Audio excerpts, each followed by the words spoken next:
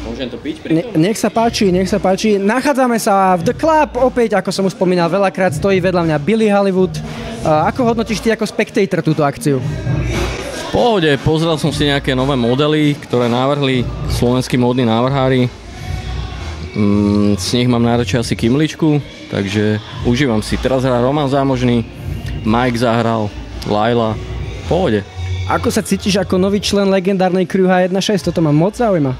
Cítim sa poctený, lebo táto crew má za sebou veľa koncertov, má za sebou albumy, sú úspešní, majú ocenenia a rozhodli sa pre mňa prijať ma, tak to znamená, že asi som nejaký dobrý pre nich, takže cením to. Rozhodne dobrý krok aj od nich. Jasné, v pohode, nech sa páči. Čiže rozhodne mŕte krok aj od nich. A otázka ďalšia, bude cítiť na novom albume od H1.6 tvoj rukopis? Bude, určite, keďže tam budem robiť hudby. Práve teraz sme sa o tom bavili a budem tam mať 5 hudieb ja, 5 hudieb Grimasu, 5 hudieb AB a super je na tom, že každý jeden z nás je úplne iný producent, čiže určite tam budem cítiť. A ešte predtým vyjde môj album, takže tam budem úplne cítiť. Presne toto som sa chcel opýtať, že či Billy Hollywood sám chystá nejaký mixtape, tak čo môžeme čakať na tomto albume, keď už si to prezradil?